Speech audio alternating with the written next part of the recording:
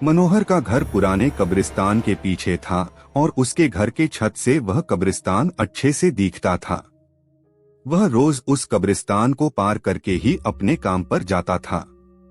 मनोहर के 2 बच्चे थे और दोनों बच्चे बड़े ही शैतान थे। बड़े बेटे का नाम रॉकी और छोटे बेटे का नाम विकी था।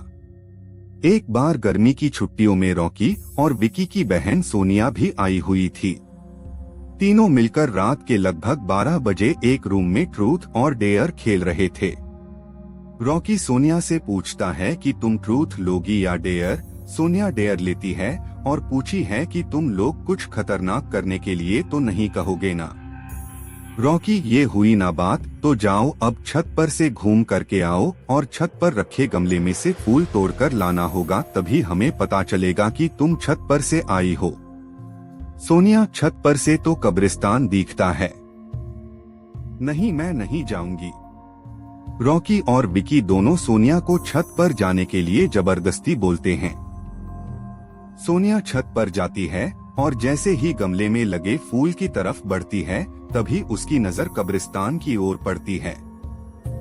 कब्रिस्तान में एक बड़ा सा सूखा पेड़ होता है। वह देखती है कि उस पेड़ पर एक सर कटी हुई उल्टी लाश लटक रही होती है।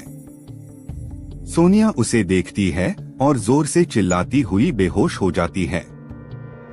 फिर जब सोनिया बहुत देर तक छत पर से नहीं लौटती है तो रॉकी और विकी दोनों डर जाते हैं और वह छत पर जाकर के देखते हैं तो पाते हैं कि सोनिया बेहोश पड़ी है। वो तुरंत मनोहर को बुलाते हैं और सारी बात बताते हैं। मनोहर, तुम तीनों को ऐसा खेल खेलने की जरूरत क्या थी? और रॉकी, तुम तो जानते हो उस कब्रिस्तान के बारे में कैसी कैसी खबरें आती है, फिर भी तुम सोनिया को रात में छत पर जाने के लिए क्यों भेजा?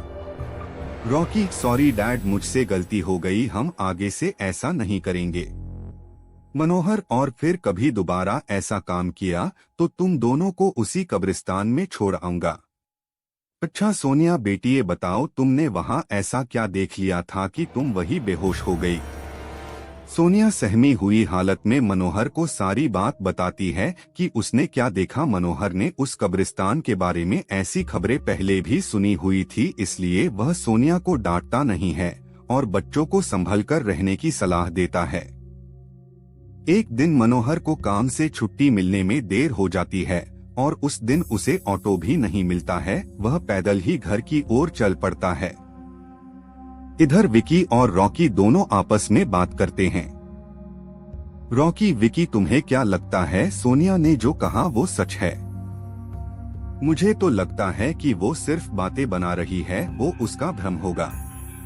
विकी, अरे नहीं भाई, तुमने उसकी हालत देखी नहीं, एक दिन भी और यहाँ रुकने को तैयार नहीं हुई। मुझे लगता है कि उसने सच में कुछ देखा होगा। रॉकी, चलो हम कब्रिस्तान में जाकर खुद ही देख लेते हैं। विकी, अरे भाई तुम पागल तो नहीं हो गए हो? मुझे अपनी जान बहुत प्यारी है, मैं कहीं नहीं जाऊंगा और तुम भी मत जाओ। विकी के मना करने के बावजूद रॉकी नहीं मानता है और वह अकेले ही कब्रिस्तान की ओर चल देता है। कब्रिस्तान का दरवाजा खोलता है और अंदर चला जाता है।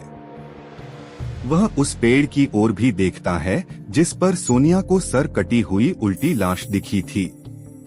रॉकी खड़े होकर उस पेड़ की ओर देखता है, तभी एक अदृश्य हाथ उसके पैरों को पकड़ लेता है। रॉकी डर जाता है और जोरों से चिल्लाने लगता है, बचाओ बचाओ, छोड़ दो मुझे, मुझसे गलती हो गई, मैं फिर कभी यहाँ दोबारा नहीं आऊंगा। दूसरे कोने पर एक कब्र होती है जो कि खुली हुई होती है, उसके ऊपर खून लगा हुआ होता है। वह अदृश्य हाथ रॉकी को खींच कर लाते हैं और उस कब्र में ढकेलने की कोशिश करने लगते हैं। रॉकी चिल्लाता है, छोड़ दो, मुझसे गलती हो गई, मैं फिर यहाँ कभी नहीं आऊंगा, मुझे मत मारो, मुझे जाने दो। मनोहर काम से पैदल घर पहुँचने वाला ही होता है। जैसे ही वह कब्रिस्तान से गुजरता है उसे रॉकी की आवाज सुनाई देती है। मनोहर, ये क्या? ये तो रॉकी की आवाज लगती है, ये तो कब्रिस्तान से आ रही है, मुझे जाकर के देखना चाहिए। मनोहर कब्रिस्तान में चारों ओर देखता है लेकिन रॉकी कहीं नहीं दिखाई देता है। वह घर लौटकर आ जाता है और विकी से पूछता है कि रॉकी कहाँ है।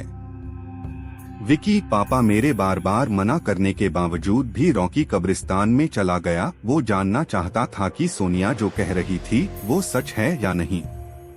मनोहर, हमारे पास समय बिल्कुल भी नहीं है। जाओ, घर के मंदिर में शंख में जो जल रखा है वो जल्दी से लेकर आओ। हमें रॉकी को खोजने कब्रिस्तान जाना पड़ेगा। विकी वो जल लेकर आता है। मनोहर और विकी कब्रिस्तान में जाते हैं। मनोहर जल छिड़कता है, फिर उसे किसी के घसीटने का निशान दिखाई देता है। वह समझ जाता है और फिर उस निशान का पीछा करते हुए उस कब्र तक पहुंच जाता है। मनोहर कब्र के आसपास वो जल छिड़कता है। कब्र से अजीब अजीब सी आवाजें आती है। विकी बहुत डर जाता है। मनोहर, मुझे लगता है कि श्रापित प्रेत आत्माओं ने रॉकी को इस कब्र के अंदर कैद कर लिया है। हमें जल्द ही इसे निकलना होगा। तुम ये पवित्र जल आसपास छिड़कते रहो, इससे हमें वो प्रेत आत्माएं कोई नुकसान नहीं पहुंचा पाएंगी। मैं कब्र को खोलने की कोशिश करता हूँ। मनोहर उस कब्र को खोलने की बहुत कोशिश करता है। अंत में वह कब्र खुल जाती है। उसके अंदर रॉकी लथपथ बेहोश पड़ा होता है। मनोहर रॉकी को लेकर हॉस्पिटल जाता है। उसकी हालत बहुत गंभीर होती है। उस दिन के बाद मनोहर उस घर को छोड़कर शहर से दूर एक दूसरे घर में अपने पूरे परिवार के साथ रहने चला जाता है।